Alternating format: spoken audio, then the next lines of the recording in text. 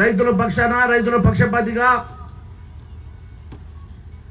ఎప్పటికప్పుడు పోరాటం చేస్తూ గత 9 నెలల్లో ఈ రాష్ట్రంలో అరాచక ప్రభుత్వం నడుస్తూ ఉన్నది. ఇచ్చిన హామీలు నెరవేరుస్తలేదని, ఇచ్చిన హామీలు పూర్తిగా తుంగలు దొక్కిందని ఎప్పటికప్పుడు పోరాటం చేస్తున్న సంగతి మీకు తెలుసు. మొన్న కూడా నిర్మల్ జిల్లాలో చేపట్టినటువంటి రైతు దీక్షలో పెద్ద ఎత్తున రైతన్నలు పార్టిసిపేట్ చేసిన సంగతి మీకు తెలుసు. ఎప్పటికప్పుడు అసెంబ్లీలో ఈ ప్రభుత్వాన్ని నిలదీస్తున్న సంగతి మీకు తెలుసు. ఎప్పటికప్పుడు ఈ ప్రభుత్వాన్ని మీద ఎప్పటికప్పుడు గుర్తు చేస్తూ ఈ గజనీ ముఖ్యమంత్రి గారు ఎందుకు మర్చిపోతా ఉన్నారు ఇచ్చిన హామీలని ఎప్పటికప్పుడు ఎండగడుతున్న సంగతి మీకు తెలుసు. నేను ఒకటే అడుగుతా ఉన్నాను, తెలంగాణ రాష్ట్రం వచ్చిన 9 నెలల్లో అన్ని వర్గాల ప్రజల్ని విస్మరించి అన్ని వర్గాల ప్రజల్ని మోసం చేసినటువంటి ముఖ్యమంత్రి రేవంత్ రెడ్డి గారు ఈరోజు సమస్యలన్నీ గాలి కొదిలేసి, ఇచ్చిన హామీలు గాలి కొదిలేసి ఈరోజు కేవలం హైదరాబాద్ ఢిల్లీ హైదరాబాద్ చక్కర్లు కొడుతున్నాడు. ఎందుకంటే ఢిల్లీలో ప్రతి నెల పబ్బం కట్టాలన్నట.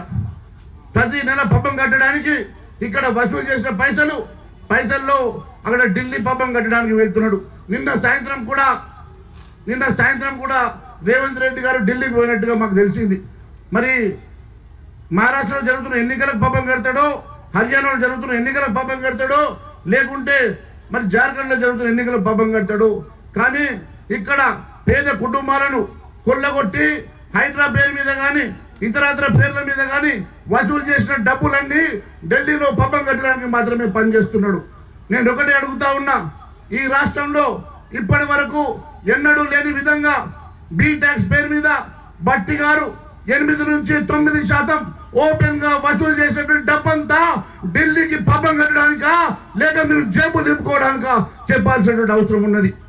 అంతేకాదు ఈరోజు రుణమాఫీ చేయడానికి డబ్బులు లేవని, రుణమాఫీ కోసం ఆ రోజు 49,500 కోట్లు అవసరం అని చెప్పినటువంటి రేవంత్ రెడ్డి గారు 40,000 కోట్లు సరిపోతాయని, తర్వాత 31,000 కోట్లు సరిపోతాయని, తర్వాత 26,000 కోట్లకు బడ్జెట్ లో అలకేట్ చేసి ఈరోజు 17,900 కోట్లు మాత్రమే రిలీజ్ చేసిండు.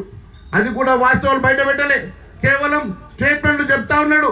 ఈరోజు సగం మందికి కూడా రుణమాఫీ జరగకుంటే ఆయన కేవలం రుణమాఫీ చేసినట్టు చెప్పుకునే స్టేట్మెంట్ ఇచ్చే పరిస్థితి ఉంది. కానీ ఇప్పటి వరకు వాస్తవాలు ఎక్కడ కూడా ప్రజాక్షేత్రంలో పెట్టలేదు.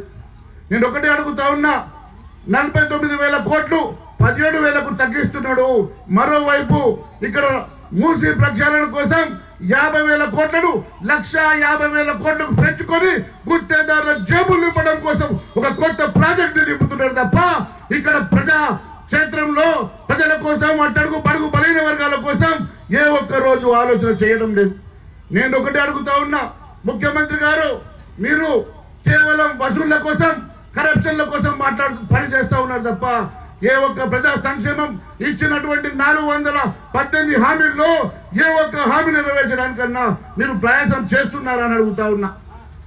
గతంలో మీరే చెప్పిండ్రు కాంగ్రెస్ ప్రభుత్వం కరప్షన్ కి కేర్ ఆఫ్ అడ్రస్ అని, మీరే చెప్పిండ్రు సోనియా గాంధీ బలిదేవతని, మీరే చెప్పిండ్రు ఈ రాష్ట్రంలో ఎక్కడ చూసినా కాంగ్రెస్ ప్రభుత్వాలన్నీ కూడా కరప్షన్ మీద నడుస్తాయి, కరప్షన్ కి care of address, 2G scam వాళ్ళదే, కోల్ స్కామ్ వాళ్ళదే, మరి కామన్వెల్త్ వాళ్ళదే, ఎక్కడ చూస్తే అక్కడ కరప్షన్ అని చెప్పినటువంటి రేవంత్ రెడ్డి ఈ రోజు అదే కరప్షన్, అదే కేర్ ఆఫ్ అడ్రస్ కి వెళ్ళి ఈ రోజు నువ్వే కరప్షన్ కి అడ్డగా మారినావు. నీ ప్రభుత్వమే ఈరోజు కరప్షన్ అడ్డగా మారింది. నేను సాక్షాత్తు అసెంబ్లీ సాక్షిగా మీ ఎన్నో కుంభకోణాలు బయట పెట్టాం. సివిల్ సప్లైస్ కుంభకోణం బయట పెట్టా, బీ ట్యాక్స్ బయట పెట్టాం, ఆర్ ట్యాక్స్ బయట పెట్టాం, ఆర్ఆర్ ట్యాక్స్ బయట పెట్టాం, ట్రిబ్యునల్ ట్యాక్స్ బయట పెట్టాం, యూ ట్యాక్స్ బయట పెట్టాం, పొంగులేటి శ్రీనివాస్ రెడ్డి ట్యాక్సులు బయట పెట్టాం, అవినీతిని బయట పెట్టాం. ఒక్క దాని మీద కూడా స్పందించలేదు. ఎందుకంటే స్పందించడానికి నీ దగ్గర ఏమీ లేదు. కేవలం మీరందరూ కలిసి కట్టుగా ఈ రాష్ట్రాన్ని లూటి చేయడానికి, ఈ రాష్ట్రాన్ని దోచుకోవడానికి మాత్రమే తప్పుడు వాగ్దానాలతో ప్రభుత్వం ఎక్కారు.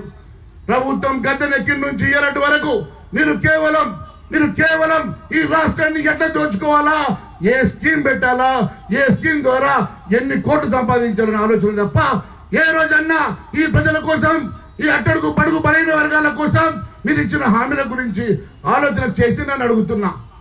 ఎప్పుడు చూసినా క్యాబినెట్ మీటింగ్ పేరు మీద టైం పాస్ చేస్తారు తప్ప క్యాబినెట్ మీటింగ్ లో అవసరం లేని హామీలు ఇవ్వని హైడ్రా గురించి, అవసరం లేని హామీలు ఇవ్వనటువంటి మూసిన నది గురించి, SLBC గురించి, కొడంగల్ ప్రాజెక్టు గురించి మాట్లాడుతున్నారు కదా.